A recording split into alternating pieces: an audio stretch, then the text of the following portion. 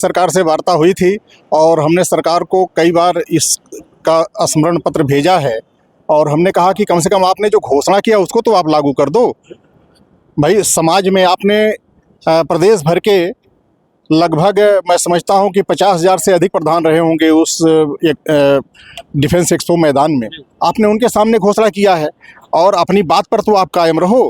क्यों आप उसको लागू नहीं कर रहे हैं? आप सिर्फ नौकरशाही के कहने पर इस प्रधानों की जो जायज़ मांगे हैं उनको लागू नहीं कर रहे हैं। घोषणा किया था तो उसमें कुछ मांगों को उन्होंने कहा था कि हम लागू करेंगे, क्योंकि सरकार चूंकि 3 साल का कार्यकाल बीत चुका है, अभी कोई लागू नहीं किए।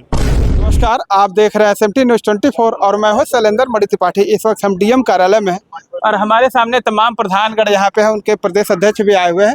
तो हम बातचीत करेंगे कि आज इतनी संख्या में ग्राम प्रधान जो डीएम कार्यालय पे आए हैं, क्या मामला है, किस बात को लेके आए हैं। कौशल भाई, आज जो डीएम कार्यालय पे आप लोग इतनी संख्या में जुटे हुए हैं, क्या मामला है? पहली बात तो आप लोगों को धन्यवाद देता हूँ। हमारे प्रदेश अध्यक्ष जी आए हुए हैं प्रधान संघ के, और इनका भी हम स्वागत करते हैं अपनी कबीर की धरती पे। यहाँ आज प्रधान संघ इकट्ठा हुआ है क्योंकि हमारी कई मांगे हैं। पूर्व मुख्यमंत्री जी ने घोषणा किया था तो उसमें कुछ मांगों को उन्होंने कहा था कि हम लागू करेंगे, क्योंकि सरकार चूंकि 3 साल का कार्यकाल बीत चुका है, अभी कोई लागू नहीं किए। इसमें जैसे कुछ ग्राम पंचायतें जब नव सृजित हुई थी सन 2015 में, उनकी संख्या कम थी, उनका बजट कम था। उसमें जैसे पंचायत सहायक का मानदेय, केयर टेकर का मानदेय, प्रधान का स्वयं का मानदेय, या अन्य जैसे बिजली विभाग का बिजली बिल भी देना पड़ता है ग्राम सभाओं से। ये सब को लेके कि उन ग्राम सभाओं में उतना बजट नहीं आता है जिससे उसका भुगतान किया जा सके। इन सबको देखते हुए ये मांग हमारी थी कि माननीय मुख्यमंत्री जी इसको माने। महामहिम राज्यपाल जी को एक ज्ञापन दिया गया है माननीय डीएम साहब के हाथों से, जिससे वो पहुँचाए, जिससे हम लोगों की मांग माना जाए। तो बजट बढ़ाने की मांग कर रहे हैं? नहीं, केवल बजट नहीं बढ़ाना, उसमें तमाम समस्याएं हैं। प्रधानों का कई अधिकार भी छीन लिया गया है। आज के समय में कोटेदार जैसे पहले था, खाद्यान्न का उठान तभी होता था जब कोटा वितरित करने के बाद उसको हस्ताक्षर करवाता था, उसका अधिकार खत्म कर दिया गया है। अन्य विद्यालयों में तो तमाम ये भी देखना होता था कि तमाम प्रधान लोग शोषण भी करते थे। नहीं, ऐसा कुछ नहीं है। प्रधान स्वयं में अध्यक्ष होता है, शोषण कर ही नहीं सकता है। जनता उसको निर्वाचित करती है। कोटेदार ऐसा आरोप लगाते थे? नहीं, कोटेदार कैसे आरोप लगा पाएंगे?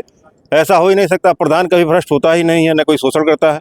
क्या कोटेदार भ्रष्ट होता है? ना, मैं ये नहीं कहूँ। जो सही काम करेगा, ईमानदारी से काम करेगा, अच्छा रहेगा। जो अधिकारी या कर्मचारी या जो जनप्रतिनिधि भ्रष्ट होगा उसको भ्रष्ट कहा जाएगा।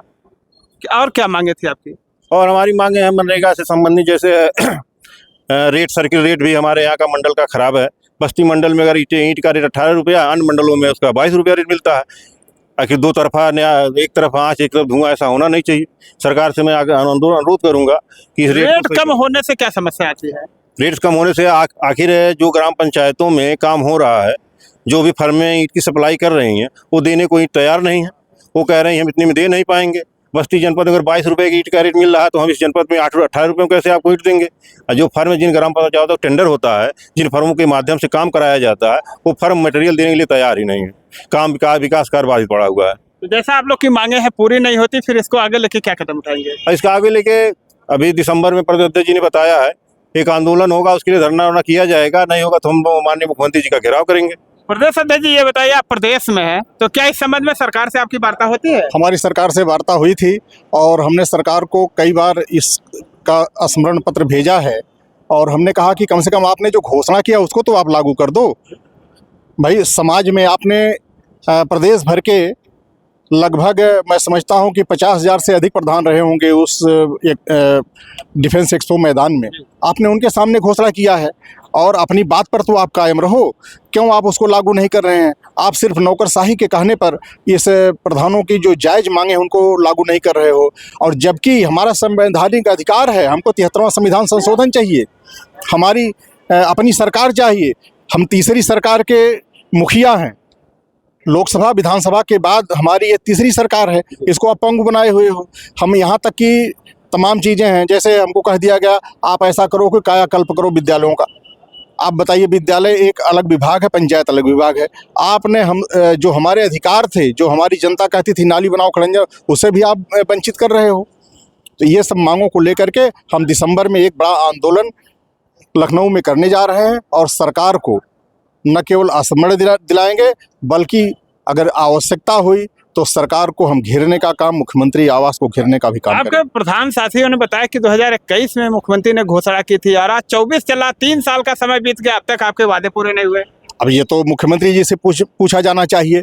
हम तो लगातार कह रहे हैं, आजकल जो प्रमुख सचिव हैं हमारे आदरणीय मनोज सिंह जी, वो पहले हमारे पंचायतों और ग्राम विकास के सचिव हुआ करते थे और उनको तो बेहतर समझ है।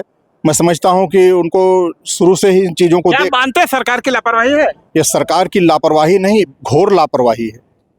और सरकार को, अगर मैं तो मानता हूं, एक मुख्यमंत्री जो सूबे का मुखिया होता है उसकी बात खुद ही शासनादेश होती है और वह मुख्यमंत्री की बात, कही हुई बात को आज तक लागू नहीं किया। पता नहीं मुख्यमंत्री जी उदासीन है कि नौकरशाही उदासीन है। तो अब इसको लेके फिर क्या करेंगे? हम दिसंबर में एक बड़ा आंदोलन करने जा रहे हैं लखनऊ में। हमारे जो पूरे प्रदेश के प्रधान हैं वो सब इकट्ठा होंगे, रमाबाई मैदान में हमारी रैली प्रस्तावित है और उसके माध्यम से हम अपनी बात कहेंगे। तो देखिए, हमारे साथ प्रधान संघ के प्रदेश अध्यक्ष रहे और तमाम प्रधान यहाँ पे जुटे रहे जो अपनी बातों को लेकर के राज्यपाल को संबोधित एक ज्ञापन दिए हैं। इनकी जो मांगे पूरी नहीं होती है तो दिसंबर माह में ये लोग बैठक करेंगे और बैठक करके आगे की रणनीति बनाएंगे। आगे क्या होता है ये तो बाद में पता चलेगा, लेकिन ग्राम प्रधानों में काफ़ी रोष देखने को मिल रहा है कि सीएम योगी ने जो वादा किया था उसको भी पूरा नहीं किया। इस वीडियो पे आप लोग कमेंट करके अपनी राय जरूर दें। मिलते हैं नई खबर के साथ नई वीडियो में, तब तक के लिए नमस्कार।